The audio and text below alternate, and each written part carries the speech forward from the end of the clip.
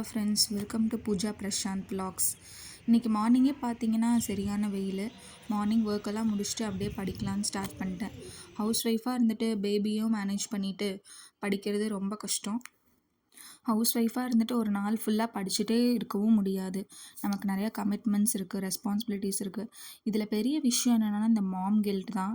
குழந்த கூட time spend பண்ண முடியல, ஒன்றா வேலை செஞ்சுட்டே இருக்கோம், குழந்த கூட டைம் ஸ்பெண்ட் பண்ண முடியல அப்படின்னு கவலையாக இருக்கும். இல்லைனா என்னடா படிச்சுட்டே இருக்கமே, குழந்த கூட டைம் ஸ்பெண்ட் பண்ண முடியலன்னு ரொம்ப கவலையாக இருக்கும்.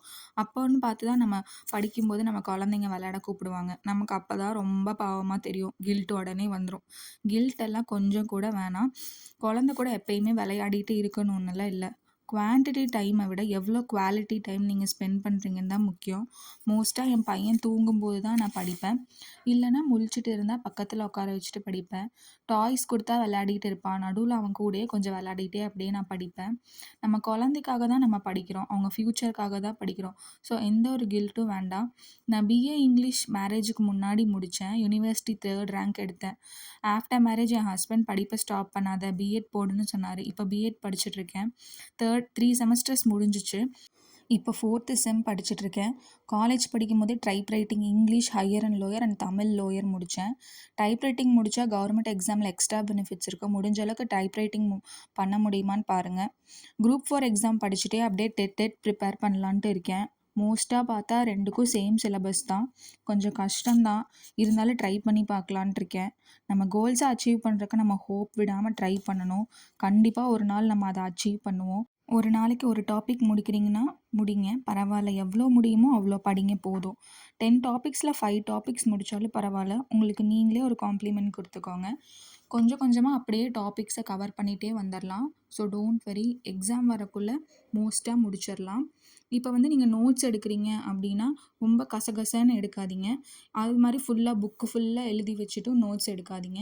மைண்ட் மேப் மாதிரி போட்டுக்கோங்க, ஷார்ட் டிப்ஸ் போட்டுக்கோங்க, பாக்ஸ் போட்டு இம்பார்ட்டன்ட் பாயிண்ட்ஸு அதெல்லாம் எழுதிக்கோங்க. ஏன்னா நீங்கள் ரொம்ப கிளம்ஸியாக எழுதுனீங்கன்னா நீங்கள் ரிவிஷன் பண்ணும்போது அது பார்க்குறக்கே கொஞ்சம் கசகசன்னு தெரியும், கன்ஃபியூஸ் ஆகும். ஒரு லைன்னாலும் அது நீட்டாக எழுதிக்கோங்க. அப்போ தான் உங்களுக்கு படிக்கிறதுக்கும் ஈஸியாக இருக்கும். பார்த்தாலும் உங்களுக்கு நீங்கள் திருப்பி பார்க்கும்போது அந்த பாயிண்ட்ஸ் எல்லாம் மனசில் நிற்கும். அந்த மாதிரி நோட்ஸ் எடுங்க. ஹைலைட் பண்ணிக்கோங்க. இப்போ ரொம்ப இம்பார்ட்டன்ட் பாயிண்ட், இயரு அந்த மாதிரி பார்த்திங்கன்னா அதெல்லாம் ஹைலைட்டர் வச்சு ஹைலைட் பண்ணிக்கோங்க. அது ரொம்ப யூஸ்ஃபுல்லாக இருக்கும்.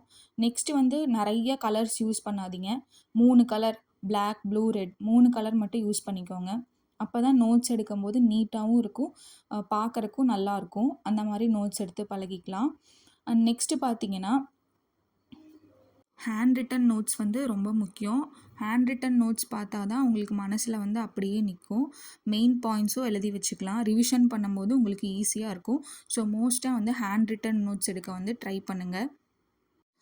லாஸ்ட் மந்த் கொஞ்சம் கம்மியாக தான் போர்ஷன்ஸ் கவர் பண்ணேன்.